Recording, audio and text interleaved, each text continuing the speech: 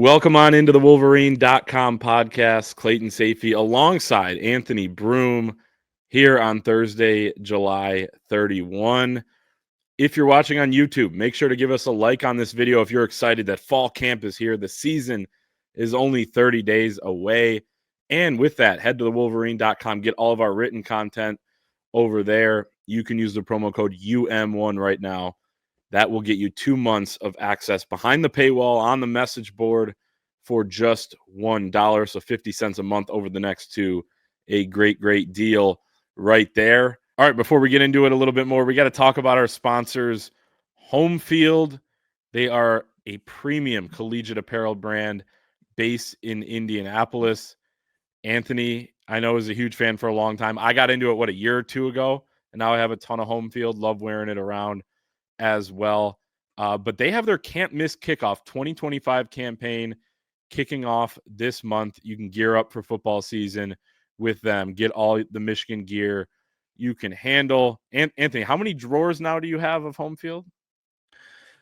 Well, it's down to I've kept all my Homefield stuff, but I've cleaned out some drawers. I just that's the thing about this stuff is about once a year I go through my entire wardrobe and I'll put stuff in a couple bags and donate it to charity. I've not gotten rid of a single Homefield shirt I have, but I have condensed things down to a single drawer now. I do not need extra furniture to store it, but there's a lot of it there, and I wear it when it's cooler. The sweatshirts are great. The joggers are great. The t-shirts are extremely light and breathable. I've been singing their praises for years, and I wouldn't do that if it wasn't a great. They weren't great people, and it's a great collection to add to your sports gear. Their Michigan collection, I think, is as good as anything on their site, and there's a lot on their site now. There is, including the bomber jacket that I got and absolutely love, and it's almost bomber jacket season for me with the weather coming up. So they got this kickoff 2025 campaign going on right now. It's the perfect time to gear up and show your support for the Michigan Wolverines or whatever your favorite team is. The dates of when this stuff is coming out: you got the football boxes coming out on August 8th. You have the blackout and whiteout bomber jackets on August 14th. You have the Homefield at Tracks on August 19th. You have the birthday bash. It's their biggest bash yet. 300 plus new items for 45 schools on August 27th, just a few days before kickoff.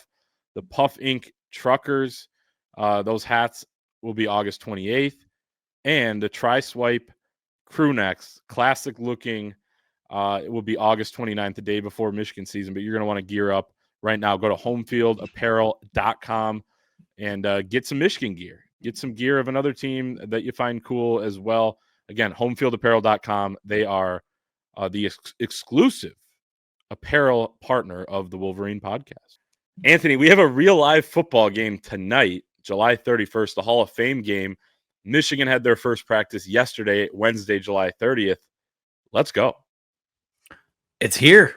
The Hall of Fame game also taking place between two teams coached by guys who there's a non-zero chance on this type of stage that they put pads on and play in this game, because it's that extra kind of I won't call it a throwaway preseason game, but it's the least consequential one. It's very early in training camp for both of those teams. So, of course, I'm talking about Dan Campbell and Jim Harbaugh. Should be fun. I'll be tuned into that. Normally wouldn't, but not only is my team playing, but always interested in what a Jim Harbaugh coach team looks like. So, should be fun. And Michigan is off and running here too, which is more consequential and more important around here. But we turn the page to July or to August 1 tomorrow, and that's kind of like being on. It feels like being on deck.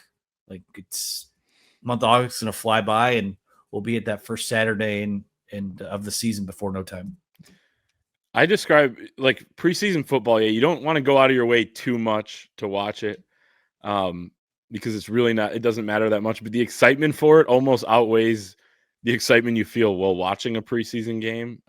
I will tune in as well, just because it is the Lions and the Chargers, mostly Lions. But Junior Colson will be out there for the Chargers, and hell, we know half the staff over there, so that'll be exciting. But he's got a big training camp here heading into year 2. Battled some injury last year, but I believe he's the only Wolverine that'll be on the field tonight. You have some Wolverines on the Lions, but not expecting, and it's already been ruled out. But Graham Glasgow, Aiden Hutchinson, those guys not going to play.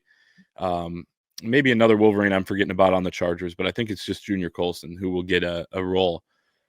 We're going to get into Michigan's start to fall camp a little bit. We're going to talk about the roster that was released yesterday on day 1. Some notable weight changes. We have a bunch of jersey number changes to go through, heights and weights for all the new players, transfers, and freshmen on Michigan's team. And then we will predict who we think will win some of these position battles. Anthony has a great article out, or 2 of them actually, over at thewolverine.com, where he gives some detailed analysis and predicts the winners of the position battles on offense, and then a defense and special teams one. We'll rapid fire through some of those later on in the show. But let's start with Michigan being in the submarine of sorts. They haven't done any media yet. It's only day 2 of practice, but sometimes you get something a day before. On Tuesday night, the night before Michigan's first practice, you get the tweet from Sharon Moore, hashtag I'm locked, go blue. And then everyone else added the I'm locked in, hashtag I'm locked in. But a bunch of players, coaches tweeting that. Seems like they've gone dark a little bit. And it reminds you of 2015. We got the video clip here when Michigan went into the submarine for the first time. Just to let you know, we're going into Submarine tomorrow. And you won't see us for a while. You won't hear from us or see us. We're going to be working. We're going to be in a bunker mentality till we decide we're not. As a media member, I feel like we're not supposed to like this, but I'm all for a coach in a program doing what they can to maximize their opportunity to win. If it gives you a little bit of an edge to kind of block out distractions or, insulate yourselves and just focus on football improvement, getting better. Not that if you had interviews, and they'll have them in the coming days, so it's not like they're going totally dark, but just talking about the mentality with the hashtag I'm locked in, being fully present there, working on football, you can get a lot better in about 30, 31 days when you're just focused on football. They're together all the time. The schedule's insane. I know Jordan Lewis went viral a couple weeks ago when he tweeted out his fall camp schedule from Michigan when he was there under Harbaugh. So I don't mind this. I like it. I think that feels like this team is focused here, and they're in the submarine. The Yellow Submarine's the Beatles song. They're in the Maize Submarine, Anthony. I'm also a big fan of not, there are some programs where it seems like, our colleagues are in their respective teams' buildings every single day, which don't get me wrong, there's value in that. Would I prefer that to kind of playing the waiting game? Absolutely, I would, because it's good for business. But I think there's also value in not coming out and saying anything or make any sort of statements until there's something to be said. This team just got to practice, just started practicing on Wednesday. I believe they reported Monday and Tuesday for some meetings and kind of maybe some informal sort of stuff. But to my knowledge, they're not in shoulder pads until I think sometime this weekend. So that until you're in pads, like there's nothing to you maybe set a pecking order for how you like your guys to line up once pads do come on, but there's no separation. There's no battles truly being waged until the pads are on and the pads are popping, so to speak. So it's, I'm looking forward to that first time we get to speak to some of these guys, because last few times it was obviously you guys were at Big Ten Media Days. We were at the golf outing and talked to, I think we did the math. We had 22 guys on the set that day. So we've heard everything that there is to be said until something changes. So excited for, a baseline to be set with some of these guys. And maybe it's usually around halfway through camp, you start to see some separation. You start to see maybe some guys that we won't talk about as much until then for some of these position battles that we'll talk about in a bit. But I think in general, when you just kind of check the vibe of this team, heading into this season, you know, I'm not going to say that last year's team wasn't focused or wasn't bought in, but there was so much newness. You were coming off a national title. You flipped, you know, the entire coaching staff on the defensive side of the ball. You had a new head coach. You had a new offensive coordinator. You know, you had to replace a coach right before the start of spring ball. There was just a lot of, I think, frenetic stuff going on is the way I would best describe that.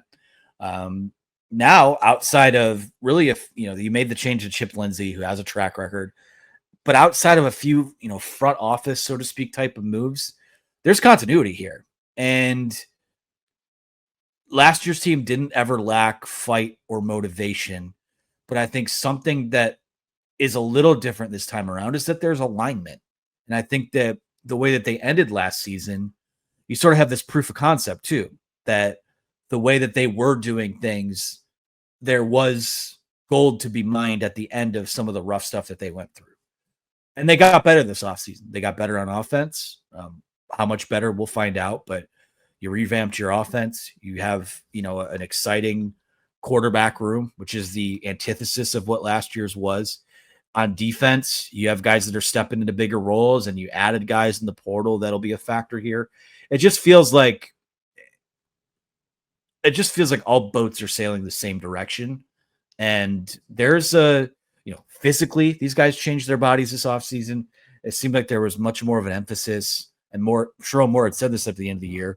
They want to get more physical. They want to be a little more imposing at the point of attack. And it just seems like they got the work in this offseason they wanted to get in, and that set themselves up for whatever this fall camp winds up being.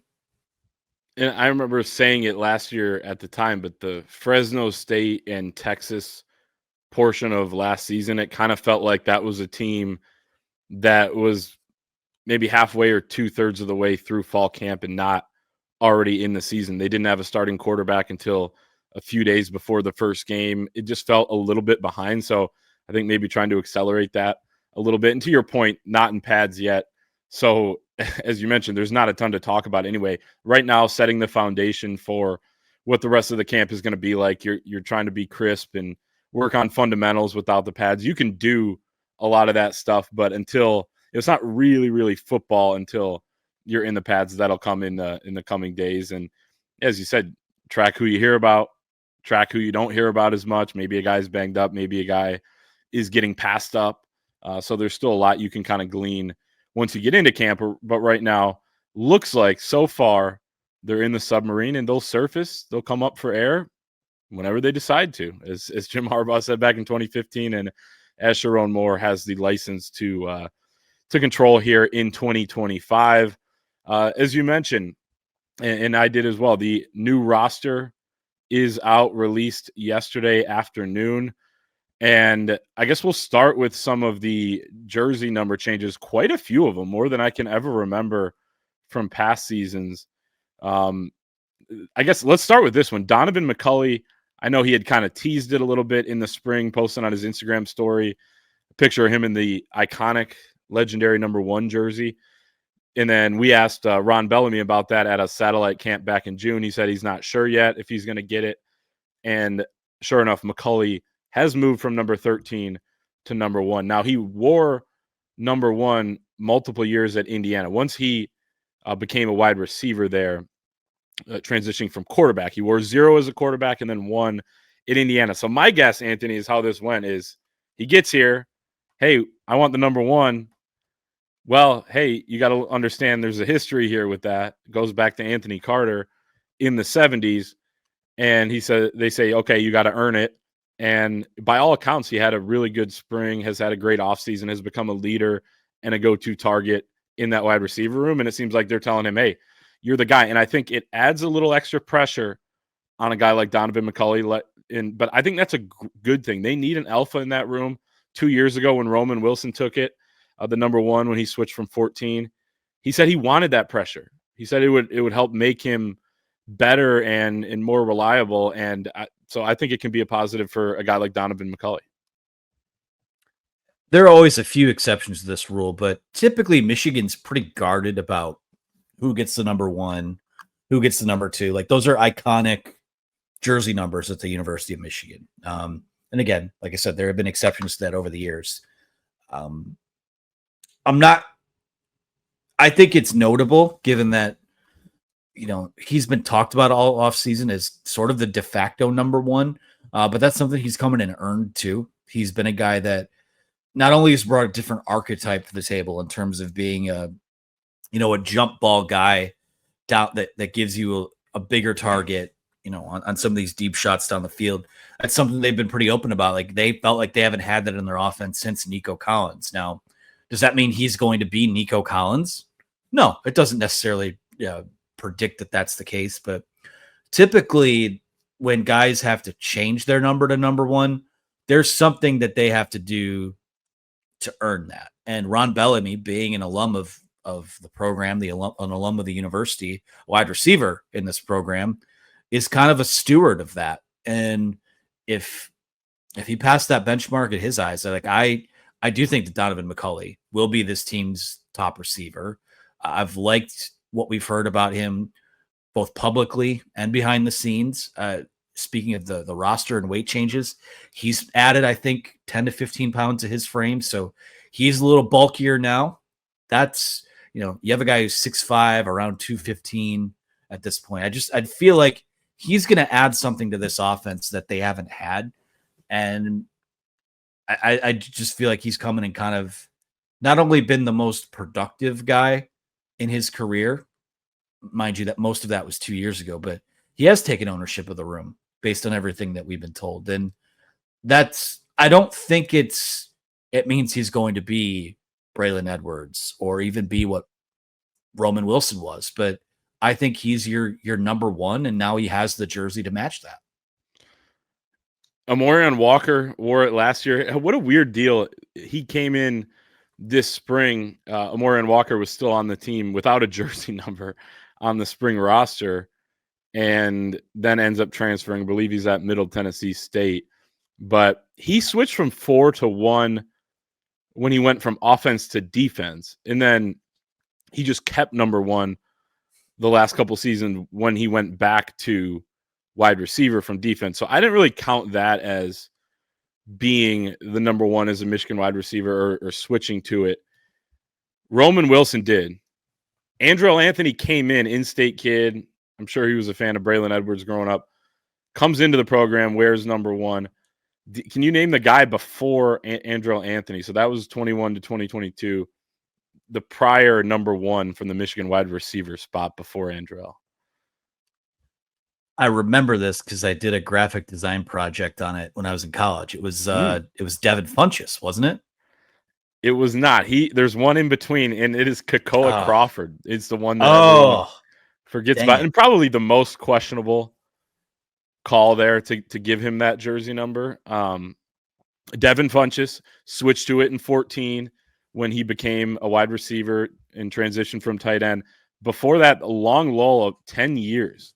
Braylon Edwards was the one before Devin Funchess, and then of course David Terrell to round out the late 90s, early 2000s. But Anthony Carter, is the most notable. And I was watching his highlights the other night. They still get you. What a great receiver in an era of not a ton of passing, but a long legacy there. So we'll see how Donovan McCulley takes that and runs with it. I'll read through some of the other jersey number changes here. Quarterback Mikey Keene goes from 10 to 7. Of course, he never played a game in 10. That was just in the spring, and he was hurt anyway. Amorion Stewart, wide receiver, goes from 82 to 8. Edge Cameron Brandt goes from 91 to 9. Wide receiver Channing Goodwin goes from 14 to 9. Wide receiver Kendrick Bell from 12 to 10. Linebacker Troy Bowles, 40 to 18. Defensive back Rod Moore, 9 to 19. Of course, started his career at 19, switches to 9 in 2023, and then back now to 19. He likes to be the same number as the quarterback for Michigan, it seems like. Rayshon Benny, 26, switched to 55 in the spring. He's back to 26 for the season, so never played a game in that 55. Wide receiver C.J. Charleston goes from number 5 to number 82. Wide receiver Jamar Browder spent a spring as a freshman at 88. He switches to number 6. So the biggest takeaway here, other than, some of these are a lot of guys like to get the single digits, right? That's a pretty popular thing these days. But that includes edge rushers. You have 3 edge rushers that are projected to be in the rotation that will wear single digit numbers. TJ Guy is now number 4. Derek Moore has been number 8 his entire career. And Cameron Brandt goes from 91 to number 9. So I don't know, different look out there with some of these guys. I don't like it. I love my top defensive end wearing number 97 or number 91 or 92 or 99. I'm a traditionalist that way. I see guys, there's now guys in the NFL wearing number 0. There's guys in college that wear 0. It just, to me, it looks weird. When I see a big human being that his job is to either protect the quarterback or rip the quarterback's head off, I like to see the double number. Maybe I'm old school that way, but it's cool. Hopefully, I know that some people sell jerseys with numbers on them. Hopefully, you didn't get one of those guys and get screwed out of a number, but could fix that too. True. Let's get into the stuff that matters a little bit more, and that is the weight changes. Now, caveat with this, because there are some pretty significant ones. Michigan does not update the heights and weights of any player in the spring. If you're a returning player, it's the beginning of fall camp each and every year. There's no update in between. So that's why you could see some of these bigger jumps, right? Of course, they didn't make the change or gain weight or lose weight only between spring ball and fall camp. Could have happened in the middle of last season, could have happened right after, all sorts of things. And then the freshmen who are on here, if you're an early enrollee, you get the weight in the spring. So that's the most recent. If you're not an early enrollee, it seems like kind of a guess on the on signing day, when they assign a height and weight for a guy. The height probably a little more accurate than the weight, although I'm sure some of those are inflated too. But that's the caveat. Now, let's start with Brady Norton, junior offensive lineman who transferred in this spring from Cal Poly at the FCS level, was listed at 275 last year, told our EJ Holland in December when he committed that he was 295. He's up to 312. That's a 37-pound difference from where he was listed at fall camp last year at Cal Poly. So that one stands out the most. He's one of 5 that had 20-plus pound weight differences. And the other most notable of that group is, of course, Bryce Underwood, freshman quarterback, who was listed at 208 in the spring, up to 228. He told us last week 230, but obviously a 2-pound difference there. Pretty, he's a specimen. He's ridiculous. Yeah, we've talked a lot about him at this point in terms of putting the weight on and what that could mean. Really, all it is you look at, he's a guy who, you look at all the boxes he checks as a true freshman, and the most important one that he has coming up is proving he can lead a team, proving he can start as a true freshman. But you've got the arm talent now. You've got the dual threat ability. You've got the bulk, the frame, and it's not, as he said, one of the funniest things that he's seen on social media is that he's fat. He's obviously not. He looks like a tight end out there, quite frankly, when you see him. Even when we saw him in the spring. So it's going to give him a chance. He's a Popeye's biscuit away from being a tight end. There you go. As Booger McFarland said about, I believe, Kelvin Benjamin of the Buffalo Bills. It was Kelvin Benjamin. That man had a weight problem. Bryce Underwood does not. But when you pack weight onto that frame, it's going to give you a better chance to take some of those hits, whether you're in the pocket or whether you do take off and run. And you could be a little more physically imposing as a rusher. So, like I said, I think he's done everything he can to physically prepare for that chance. Everything else is going to be, determined on the field over the next several weeks. Norton is interesting to me because, he comes in as an offensive tackle. He's one of the best pass blocking offensive tackles in the country, regardless of level last year. He bulks up to, a little under 315 pounds. Seems like the plan is to kick him inside. Maybe he plays a little bit of guard. Maybe he plays a little bit of backup center. And I'm not crazy about the depth that they have in either of those spots, so that he could probably do that and give you another body there. I think is a positive for him and a positive for this team, specifically when you look at what's his best chance of getting on the field. I do think I won't call it a log jam at tackle, but you're going to have, if you're Brady Norton, you're probably coming from a little further back in the line to get some time on the field there. So I think in order to kick inside, to bulk up a little bit, to have some additional flexibility, that's a positive for him. A couple other that stuck out to me. Lugard Edekpaye, up to 250 pounds with a 6'7" frame. I mean, looks like, I saw a video of him from the first day of camp, just a brief snippet. I'm like, that guy looks like a power forward. He looks like Marez Johnson out there. So we got to get him on the hardwood, but that's sophomore edge rusher, of course. That's up from right. 232. Yeah, that 250 is more of an edge rusher weight. So and we've talked about before where sort of one of these underrated storylines for this year is seeing who's in that pecking order and the edge rotation for next year. I think he's probably, when you're 6'7", I immediately think Aiden Hutchinson. I think he played around 260 or 265 that year that he wound up getting drafted. So there's probably another year of good weight for him to still pack on, but he's a freak and a guy that On3 was super high of coming out of high school. I think they had him as a top 40 prospect. So that was interesting to me. And there was one more here that I wanted to talk about. Well, I wanted Andrew to bring Babalola. I was going to bring up Babalola, going from 300 to 315, a guy who's in the mix as a true freshman to start at left tackle. I think he wears that weight really well, having, been around him when we interviewed him last week at the Champion Circle golf outing. But he's more at a legitimate playing weight, I feel like, if he's going to earn that job at left tackle. And, I think a guy of that type of frame, I feel like, is better suited with his quickness. And 315 is still not even that heavy.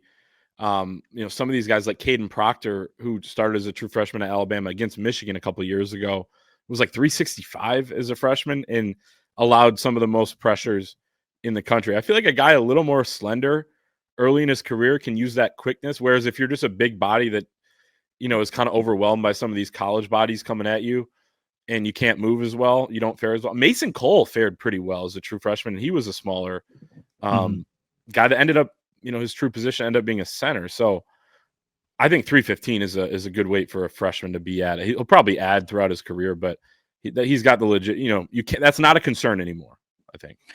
Yeah. And honestly, every guy's different too, but standing at 6'6", I don't know that you want him ever being much heavier than that. I mean, give or take maybe 5 pounds or so of muscle and strength, certainly in the lower part of his body. But, can you use that athleticism to fight? These edge rushers have as much bend as they ever have right now. They're super athletic. They're super long. Most edge rushers now, it seems like, look like, have that power forward type build to their game. The Josiah Stewarts of the world are kind of the exception to the rule now. So how can you use that for, that just, and we'll say this too, having literally sat next to the guy last week, it's a very svelte 315 too. Like he's not overweight. I'm not worried about him at all. So that's a good number for him. That's going to position him to potentially, if not start at left tackle, certainly be pretty firmly in that 2 deep. I agree. And sorry, I'm just looking this up here. Eno Etta, this one really stands out to me. And I was just looking up. He was announced as 6'5", 270 when he joined the program as a signee in the 2023 class. He's now up to 320 pounds, up from 308 from last season. He was an edge rusher, kind of had a decision to make or was pushed in the direction of moving to defensive tackle. Last year, he said he felt sorry for himself that he moved inside. He wanted to be an edge rusher.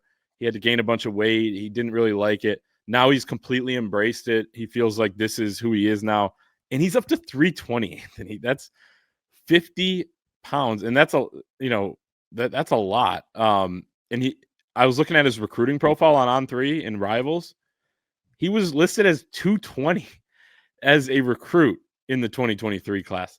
That's a 100-pound difference from what he weighs and is listed at Michigan right now. He's going to be playing at the defensive tackle spot this year.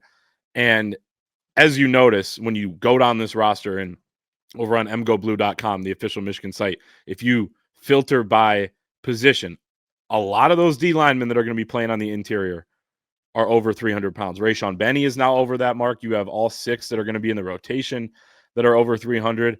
You got big bodies that you're going to be bringing in and hopefully keeping fresh. And Eno Etta, kudos to him for embracing it and getting up to that weight. And of course, this time of year, all weight added is good. All weight loss is good as well. Everyone's in the best shape of their lives. You got to add that in. But well, we'll just say this. I mean, the days of the Ben Masons of the world at 240 pounds playing defensive tackle, that's been done at Michigan. But now you have guys that could probably swallow him up whole on your line. So that's pretty exciting. Eno Etta's weight gain reminds me of when Chris Jenkins came in. I think as a recruit, he was listed somewhere around 230 or around in that area. And by the time I think he played it like 315-ish his last season at Michigan. So that takes a lot of work. I mean, people like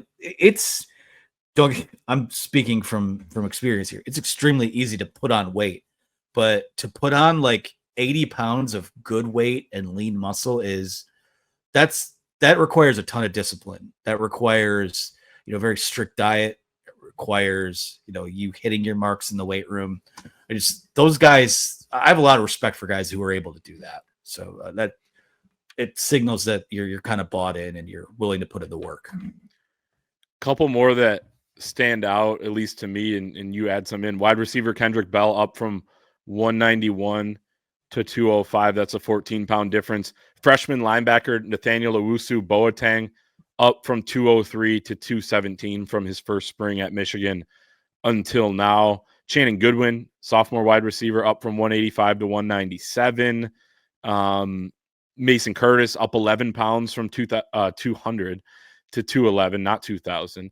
Sophomore defensive back, of course, safety, potentially going to play some nickel. Fred Moore, who looked bigger in the spring. This weight gain happened, and he talked about it in the spring, but now officially up to 191.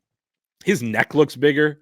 His head almost looks big. Like he just looks like he's grown into a more mature athlete. And I think that was needed from him. So that's Michigan's junior wide receiver. Troy Bowles, junior linebacker who transferred in from Georgia. Size has kind of been an issue, gaining weight, being a little bit on the smaller side for a linebacker. He's up to 230 from 220. Max Bredesen going from 240 to 250. Andrew Sprague, who's Michigan's projected starter as a redshirt freshman at right tackle, up from 305 to 315. So that's just a few of them. There are plenty of them. We got the article up at thewolverine.com. People can go through it themselves. But, seems like some guys making some moves there. I remember the first bowl game I covered was that Michigan-Alabama Citrus Bowl back in technically January 1, 2020, which crazy to think about that was what would come after that. But I remember there was an event we did where we went to one of the local, I think it was Fun Spot, one of the theme parks. They were doing an event with both teams and kids. And I remember you would watch the Michigan players, kind of hold these kids' hands, walk around the park, and they'd see the Alabama guys. And it just looked like an NFL roster. It looked like two completely different levels of football player there. And eventually the results of that game would bear that out as it went on. But I fast forward and I think to some of these Michigan, some of those Michigan teams that made the playoff, specifically the team that won the national title. And then even, like I said, when we had 22 guys roll through the set last week, these guys look bigger and they look like, contending type of players in modern college football. I think earlier on in sort of, the late 2010s and before the playoff run, I think that's something that Michigan had struggled with a bit. But now, specifically this offseason, I just feel like they did a great job of a lot of guys in Justin Tress, Abigail O'Connor had a great plan for all these guys, and they looked the part. I don't know if they'll play the part. I don't know what any of this means for them on the field, but pretty important step to take and kind of buying into that and getting yourselves right for the season. For sure. And one thing I forgot to mention, Brady Norton also grew an inch to 6'4" from 6'3", so who knows? Who knows on that? I think that was the only height difference. Usually there are a couple. Maybe some guy grows or whatever. Sometimes it's when they switch positions, but I can't These agree guys more. are still like teenagers too. Like that happens. So it's kind It of crazy does. that there's only It one. does. I had a growth spurt later in high school, I think, than most people.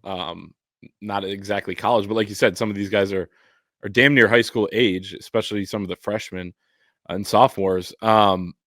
Yeah, I think that Justin Tress, it seems like, has really just kind of continued what they were doing under Ben Herbert, the former strength and conditioning coach who is with the Los Angeles Chargers now. And they've kind of just kept it rolling. You know, the players talk really favorably about what Tress has done. Sharon Moore was raving about Justin Tress and what, work the players are putting in with him and his staff this offseason. So it seems like it's paid off. Like we said, all weight gain's good, all weight loss is bad, or all weight loss is good too. There's no real negative when you look at it on paper. And when guys are talking about for the season, they're always in the best shape of their lives. But this stuff is typically mattered throughout the course. It typically is pretty good because they're on a pretty stringent schedule there. So that's kind of the roster. You got the newcomers that came in, the freshmen, jersey numbers for them, things like that, so people can check that out themselves. Not a ton left on that. Let's move to some of the position battles that will ensue and are currently going on now that Michigan has started practice. I want to go kind of rapid fire through here. And like I mentioned, Anthony has articles up on the offense and the defense and special teams over at thewolverine.com. So use the promo code UM1 to sign up if you're not a member over at the Wolverine. That gets you 2 months of premium access for just $1. I will say it is kind of funny to speak for a half hour and change on weight changes and number changes, and then be like, we're gonna rapid fire through position battles now. It's just a funny dynamic. It kind of is. I do feel like we touched on some of these battles quite a bit on Monday, though. We do, and we've been talking about a lot of them throughout the offseason. So right. Yeah. Well, I just wanted to get prediction. Like, we don't need to go through all, because like you said, we've been kind of talking about these throughout the offseason, but now that we're in fall camp, media day's over, let's get a couple predictions down on record. And let's start with quarterback. A bunch of guys in the mix, right? Bryce Underwood, Jake Garcia, Mikey Keene, Jaden Davis, new freshman Chase Herbstreit, who will start his career as number 15. They're all there. They're all going to have an opportunity to compete, but it's going to be Bryce Underwood on August 30th. I'm pretty confident in that. I'm confident in it too. I mean, it's more, let's set a percentage on it. Is it 90%? Is that too high? Is it too low? I would tend to say it's almost a given, probably somewhere around 90%. Yeah, I guess if you do percent, you got to factor in injury or something like that. So yeah, 9 out of 10 times this fall camp plays out and it's him. Maybe 85. I don't know, somewhere around there. I'm bad at the percentages. Who's going to take the first snap next to Bryce Underwood at running back this year? This one is really tough, and pretty much barring any injuries, between two guys, Jordan Marshall, redshirt freshman, and junior Justice Haynes, the Alabama transfer. It's tough because specifically with the running backs, I could have included that as a position battle, but I just kind of see them as tied at the hip, 1A and 1B. So I think it's probably going to be Jordan Marshall, but I'm not confident in that. You said take the first snap. Did you say Underwood is in the mix in that too? Did I hear that correctly? Next to Underwood. I'll say Jordan Marshall just because he's been here, but they invested pretty heavily in Justice Haynes too. So I don't know. Nothing would surprise me there. I think that one is truly as 50-50 as 50-50 gets. I agree. It's basically a coin flip. So when you do a coin toss and you got to make a call, like in No Country for Old Men, you got to call it. Yeah. You know it's 50-50, but I guess you still make a call. I'm going to go Jordan Marshall too, but I mean, It literally is. I can't imagine it being closer. Like, I can't imagine having a position battle or any other year where, because when it was Hassan Haskins and Blake Corum, you kind of knew Haskins was going to be a little bit more, prominently featured. When it was Blake Corum and Donovan Edwards, you knew where each guy stood. Blake Corum was the guy. Last year, Donovan Edwards started more games than Kalel Mullings. We didn't know going into camp that Mullings would end up being more productive, but you kind of knew Donovan Edwards was more likely to be the starter, even though he actually didn't end up being as good, at least stats wise and all that.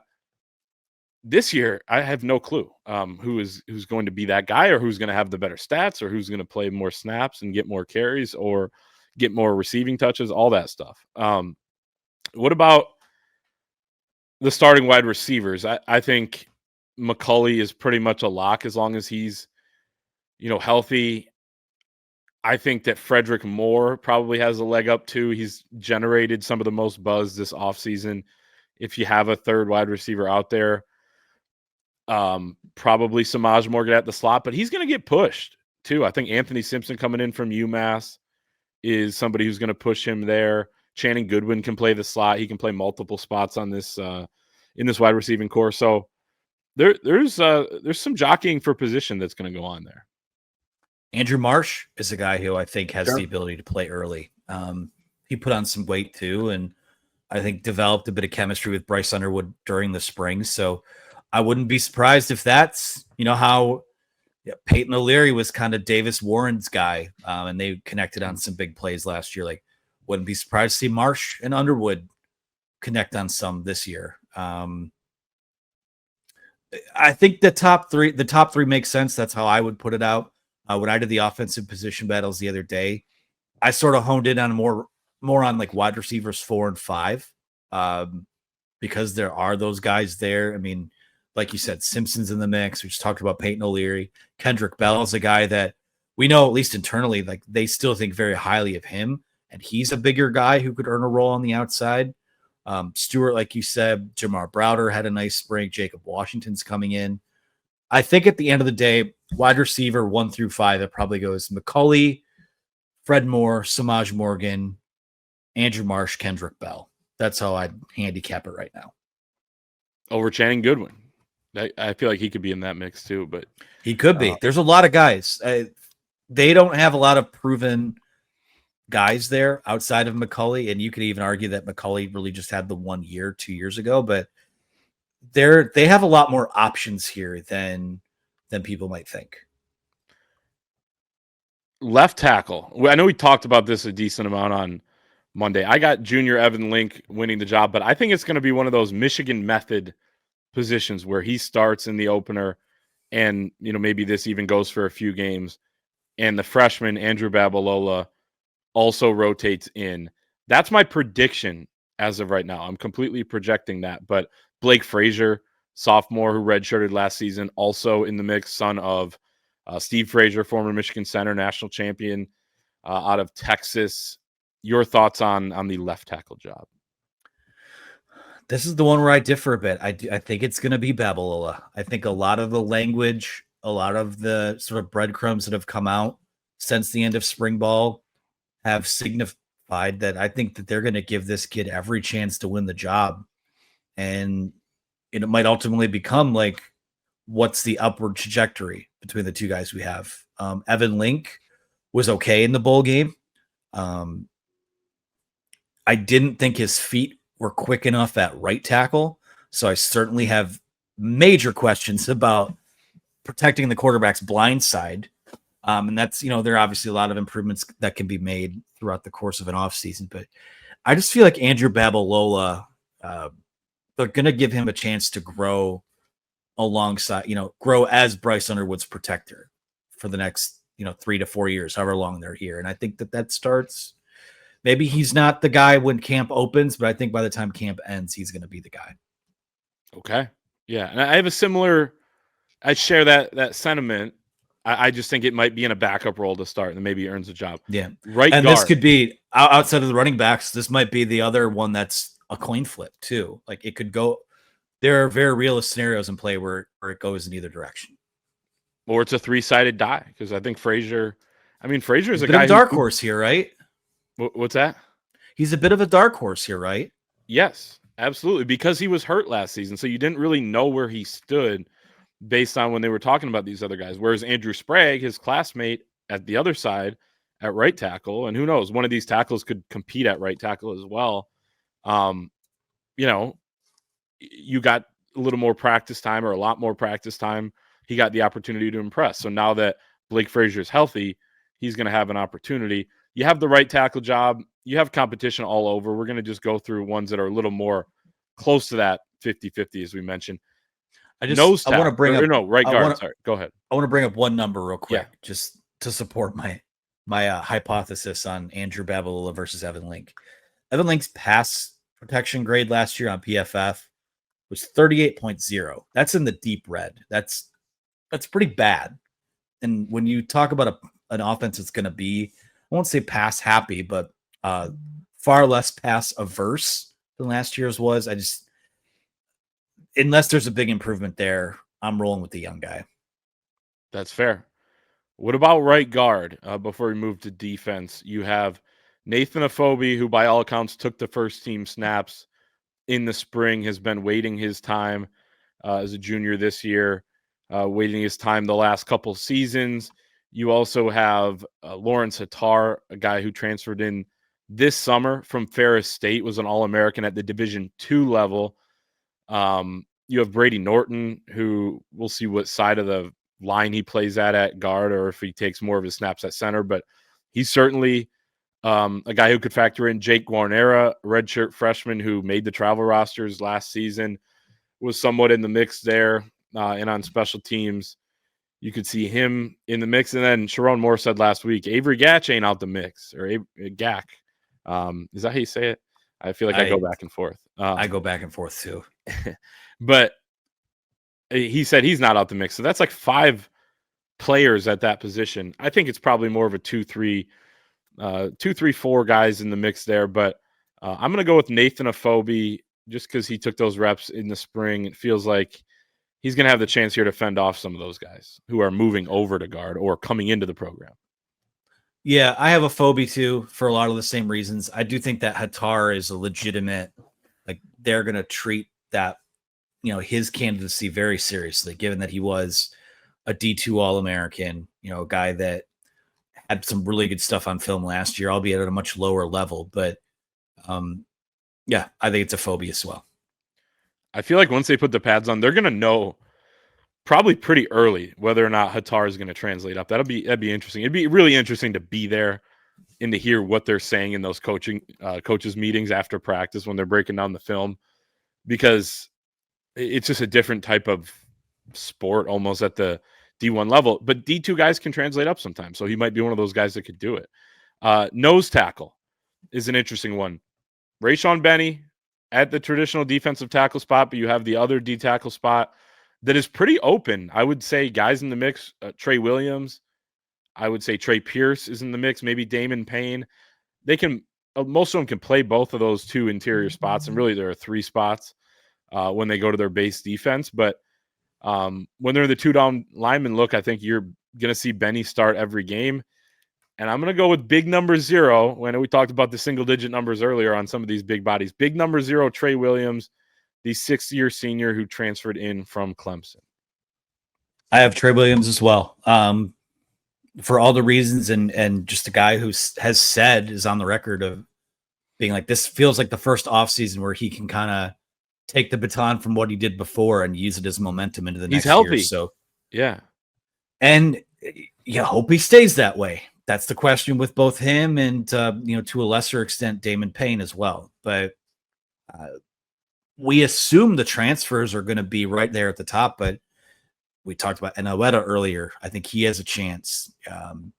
Trey Pierce is a guy that they think high of. So it's going to be a good battle, but I do think it'll be Trey Williams. Nickelback is such a tough one to project. So this is kind of a placeholder, whoever we put in there, because I think they're going to, 1, have a bunch of guys in this competition, and 2, potentially rotate in game situationally. So we'll see multiple players there. I have TJ Metcalf to start it off. but it could be his brother for all we know. Sophomore Tevis Metcalf, both guys transferring in from Arkansas this offseason during the winter. They went through spring ball. I'll go with TJ, but I could also see him as a high safety and someone else sliding down and playing the nickel spot. This one's by far the toughest one to handicap because you have, we just count here. I mean, 3, 4, 5 guys before even accounting for some of the freshmen coming in, or we don't know. I think when I put out my when I put out my projection, I said Mason Curtis, just because he gives you the mixture of like truly a big nickel, like standing at 6'5". I think he's somewhere in the 210, 215 range now. So he's put weight on. Guy that we saw last year, like he flies to the football and I think might be the best pure athlete that they have on the back end. So there's a lot you could do with him. That one's incredibly tough to handicap because it's kind of, to a lesser extent, like the offensive line, like you're trying to find your best 5. On the defensive secondary, you're able to mix and match, and you have these sub packages, and it's matchup dependent too. It's so tough. I like Curtis. I think he's going to be a starter. I just don't know if it's going to be at one of the safety spots or in the nickel. Yeah, and that leads us to the last one I have down is safety, which is going to be really competitive because I think you have a lot of guys that have played college football. Mason Curtis is a guy. Brandon Hillman has earned snaps. Rod Moore, when he's healthy, has done it. Jaden Mangum was a starter at Michigan State a couple years ago, battled injury last season in his first year at Michigan. Now seems to be healthy. I'm probably forgetting someone as well. TJ Metcalf at Arkansas was a full-time starter last year in the SEC. These guys have done it. Now, here's the asterisk on this is that one of them could play nickel. So projecting this is tough because it's a domino effect in the secondary with a bunch of guys in the mix to play multiple spots. But I got Brandon Hillman. I have Rod Moore if he's healthy. If he's not healthy, maybe go with Mason Curtis. But that's if my projection of TJ Metcalf playing nickel plays out. Otherwise, I think I have him back there. So, and then maybe it's Curtis at nickel. Again, domino effect, ripple effect. I don't know how you really do this without projecting the other correctly. We talked earlier about flipping a coin. You've talked about the 3-sided die. This is truly like the Dungeons. I think it's the Dungeons and Dragons where it's like a 20-sided die. Like I have no idea. So a lot of great options there, though. This might be the most, just look at the secondary in general. That might be the most underrated position group on the team. Some questions, but incredibly talented. Yeah, and I think a lot of that would be a lot of the weight there would be carried by the safeties because the corners are less proven, but the safeties are. If you separate safety from corner and you make it its own position group, which it is depending on how you want to look at it, it might be the best position group on the team. And I think D-line would give them a run for their money. Running back certainly gives them a run for their money, but I said might, and I think it's probably top 3. So a lot of talent there. So less concerned about who wins those jobs because they're all going to play, and each of them seems to be like a pretty good option. That's our somewhat rapid fire predictions for the position battles. That is also our show, Anthony. Football is back. 30 days till Michigan football. Camp is open. Hall of Fame game tonight. So we are very excited. We will have much more from fall camp as it goes on. Head to thewolverine.com. You can use the promo code UM1 right now for 2 months of premium access for just $1. You can also like the video. Please do that if you're watching on YouTube. Subscribe to our channel. Tell a friend to subscribe. Even if they're not going to watch, just subscribe. And we will see everyone next time.